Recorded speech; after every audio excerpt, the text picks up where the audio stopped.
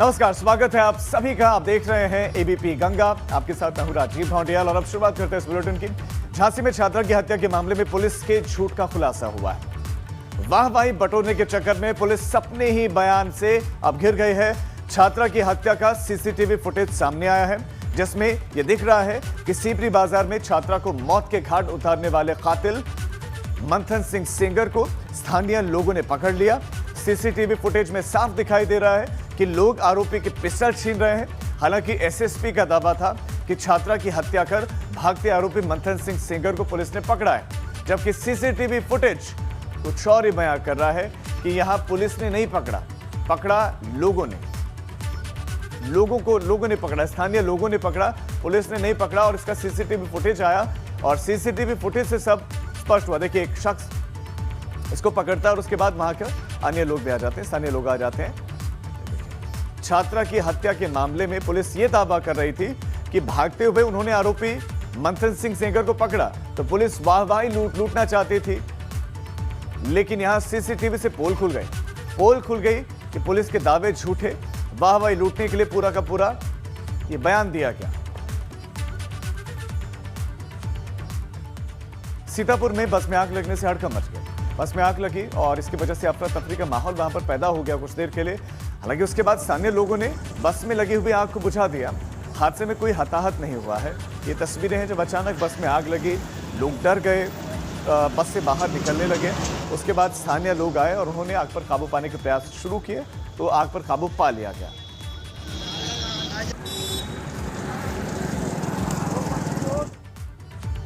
वाराणसी से खबर, जल्द ही गंगा में सीएनजी नौका दौड़ेगी। नगर निगम के अधिकारियों ने नाविकों के साथ में नौका में सीएनजी लगवाने के लेकर एक बैठक बुलाई। एक बैठक हुई और नाविक सीएनजी नौका चलाने का समर्थन कर रहे कि वो इसके लिए तैयार हैं।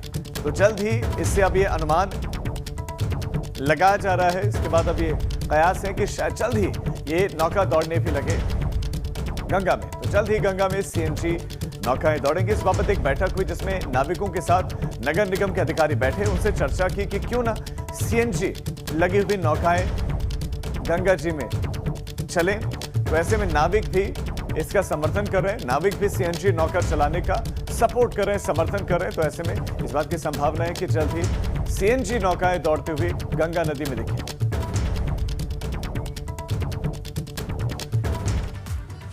ये मोदी ने वीडियो कॉन्फ्रेंसिंग के जरिए नीति आयोग की 6वीं गवर्निंग काउंसिल की बैठक की अध्यक्षता की। बैठक में ये मोदी ने सभी राज्यों के मुख्यमंत्रियों के साथ बातचीत की। इस दौरान पीएम ने कोरोना काल के दौरान देश में आए हुए बदलावों का जिक्र किया। साथ ही उन्होंने कहा कि देश अब विकास का इंतजार नहीं कर सकता, मिलकर काम करने से ही सफलता मिलेगी। पीएम मोदी ने कहा कि हमने कोरोना कालखंड में देखा है कि कैसे जब राज्य और केंद्र सरकार ने मिलकर काम किया, देश सफल हुआ। दुनिया में भी भारत की एक अच्छी छवि का निर्माण हुआ, गरीबों के जीवन स्तर में बदलाव नजर आया। हम ये भी देख रहे हैं कि कैसे देश का प्राइवेट सेक्टर देश की इस विकास यात्रा में और ज्यादा उत्साह से आगे बढ़ रहा है। सरकार के नाते हमें इस उत्साह का, प्राइवेट सेक्टर की ऊर्जा का सम्मान भी करना चाहिए और हमें आत्मनिर्भर भारत अभियान में उतना ही अवसर भी देना है। तो प्रधानमंत्री नरेंद्र मोदी का संबोधन, जिसमें उन्होंने जो बड़ी बड़ी बातें कही हैं, वो हम आपको बता रहे हैं कि मूड ऑफ नेशन क्या है हमें पता है। प्राइवेट सेक्टर का सही इस्तेमाल जरूरी है। देश में गरीबों के लिए घर बनाए जा रहे हैं। बजट के बाद से अलग से उत्साह है। केंद्र सरकार ने विभिन्न सेक्टर्स के लिए एक पीएलआई स्कीम शुरू की है। ये देश में मैन्युफैक्चरिंग बढ़ाने का बेहतरीन अवसर है। राज्यों को भी इस स्कीम का पूरा लाभ लेते हुए अपने यहां ज्यादा से ज्यादा निवेश आकर्षित करना चाहिए। कॉरपोरेट टैक्स की दरें कम करने का लाभ भी राज्यों ने बढ़ चढ़ करके उठाना चाहिए।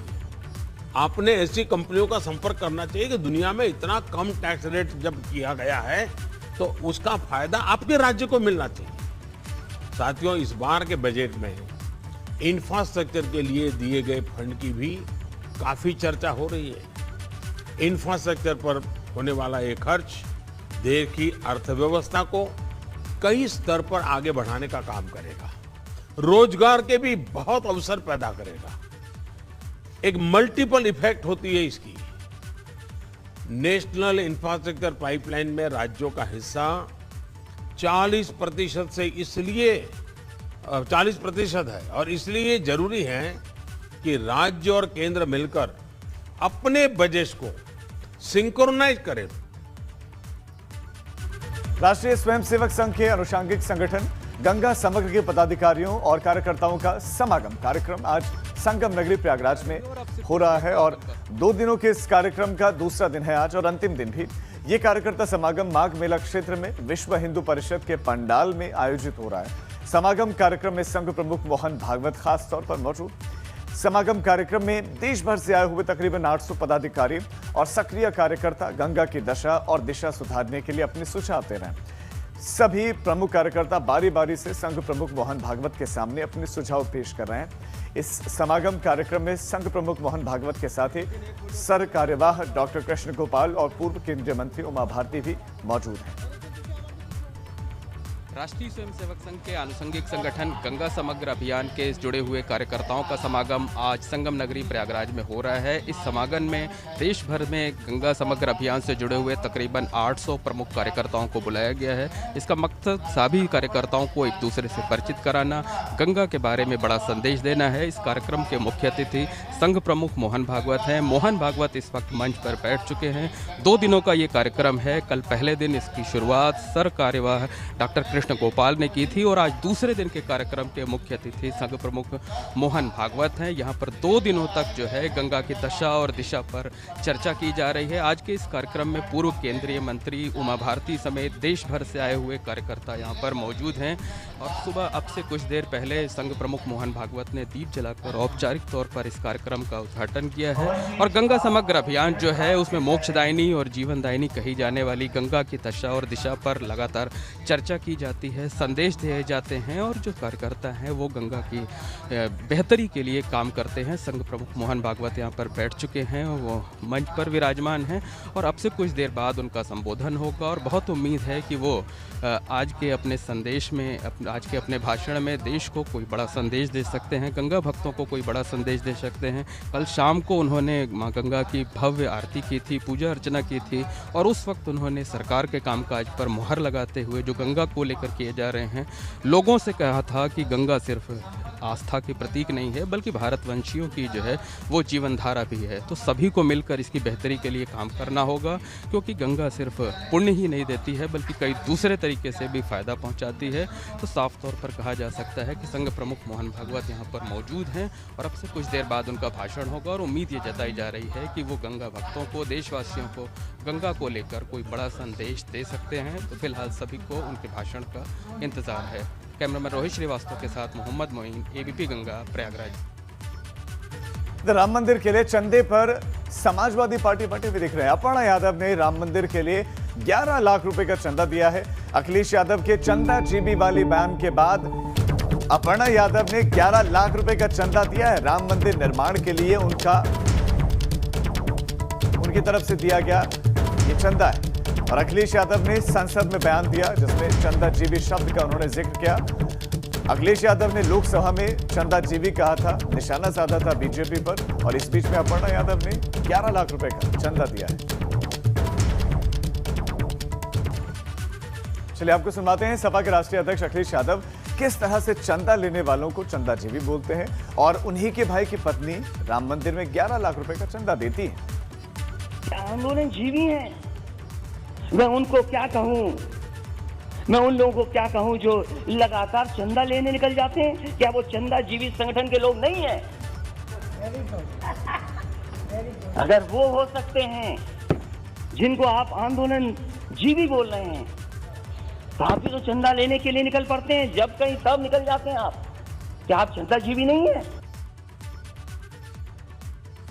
भारत का चरित्र है राम और मुझे लगता है कि मैंने अपनी स्वेच्छा से सभी से ये अनुग्रह किया कि राम मंदिर जो बन रहा है, राष्ट्र का एक मंदिर बन रहा है। इतने समय से संघर्ष कर रहे थे, पीढ़ियां निकल गई राम मंदिर के नारे लगाते। कि कब बनेगा। अब जब बन रहा है तो हर भारतीय की ये नैतिक जिम्मेदारी मैं मानती हूँ कि आगे आकर के उसके लिए जो भी कुछ अपना समर्पण कर सकते हैं वो करना चाहिए।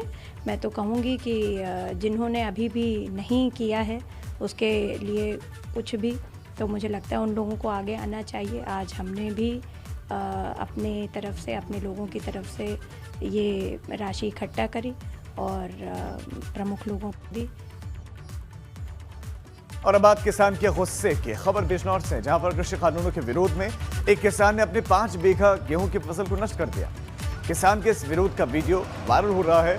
मामला कुलचाना गांव का है। तस्वीरें देखिए, फसल को तबाह किया जा रहा है और विरोध में ये किया जा रहा है।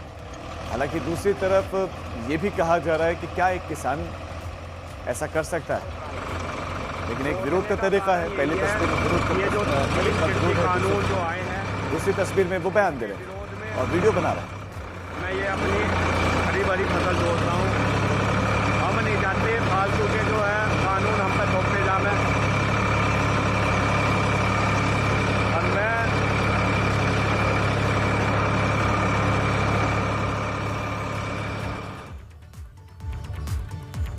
ग्रेटर नोएडा में विवादित ट्रैफिक इंस्पेक्टर का ऑडियो और वीडियो फिर से वायरल हो रहा है।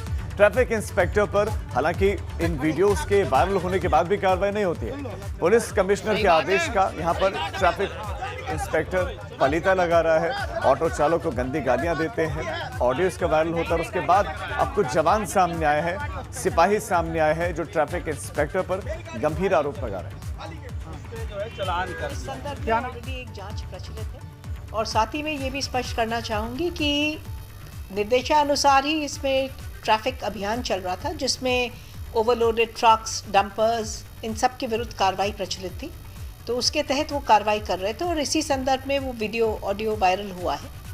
तो जिसमें जांच है, अगर वो दोषी पाए जाते हैं उनके विरुद्ध नियमानुसार कार्रवाई अवश्य होगी। मैं कांस्टेबल 593 संजीव राणा। जब भी मेरी ड्यूटी टीआई राम रतन के क्षेत्र में लगती है तो टीआई द्वारा मुझे बहुत प्रताड़ित किया जाता है। उस कारण से मैं मानसिक तनाव में हूँ। और सर, मेरी ड्यूटी इनके क्षेत्र में से बार बार लगाने के कारण ये बार बार मुझसे पूछते हैं और फिर बाद में मुझे कुछ ना कुछ कमेंट करके जाते हैं। इसलिए मैं बहुत मानसिक तनाव में हूँ और मैं सभी अधिकारियों को ये बात सूचित करना चाहता हूँ। सिपाही का बयान आपने सुना कि मैं मानसिक रूप से परेशान हो गया।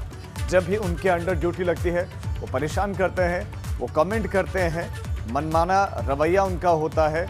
और ये सिपाही का बयान, ये सिपाही वीडियो में सुनाई दे रहे हैं, लेकिन उसके बाद भी अभी तक ट्रैफिक इंस्पेक्टर पर कोई कार्रवाई नहीं हुई है। ये भी आरोप लग रहे हैं कि अवैध वसूली करते हैं ट्रैफिक इंस्पेक्टर। अवैध वसूली के खिलाफ भी लोगों ने मोर्चा खोल दिया, विरोध में लोगों ने प्रदर्शन किया है। ये देखिए पहला वीडियो जिसमें अवैध वसूली के आरोप लग रहे हैं, दूसरा लोगों ने एकजुट होकर इंस्पेक्टर के खिलाफ मोर्चा खोला, विरोध जताया और फिर ट्रैफिक सिपाही सामने आकर कहते हैं कि मैं मानसिक प्रताड़ित हो गया हूँ। मानसिक प्रताड़ना देते हैं इंस्पेक्टर, तो मानसिक प्रताड़ना का आरोप लगा रहे हैं। तीसरे आप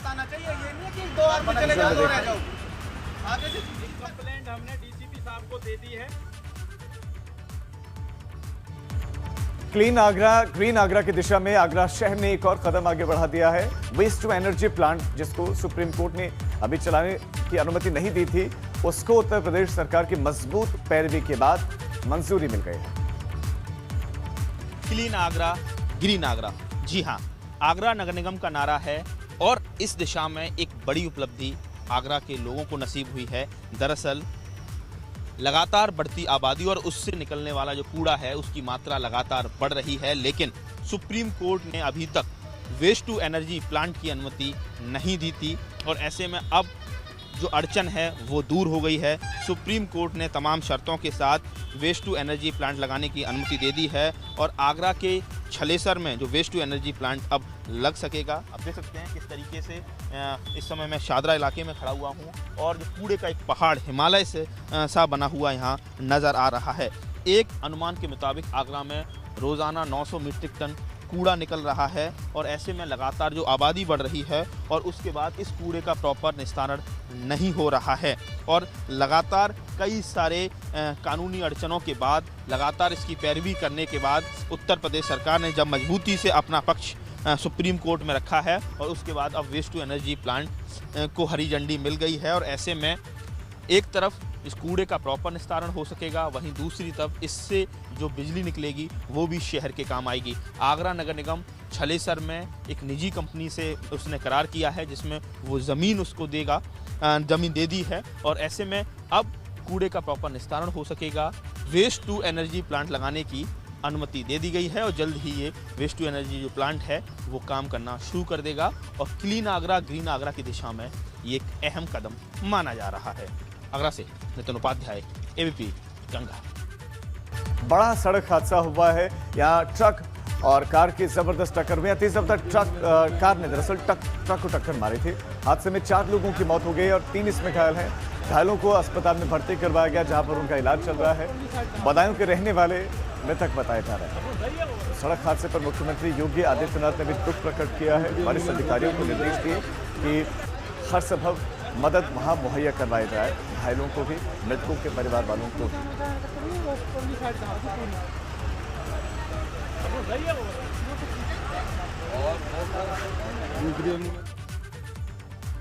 सिद्धार्थनगर में डॉक्टर और स्वास्थ्य कर्मचारियों की मौज है।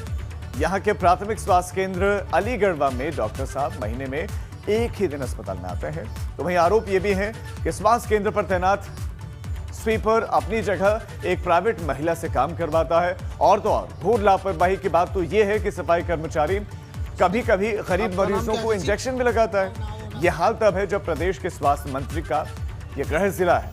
वही सीएमओ का अलग ही तर्क है। उनका कहना है कि डॉक्टर स्वास्थ्य केंद्र में तैनात एक कर्मचारी से परेशान है। उस पर डॉक्टर ने बदसलूकी का आरोप लगाया है। फिलहाल सीएमओ ने मामले में जांच की बात कही है और कार्रवाई करने की भी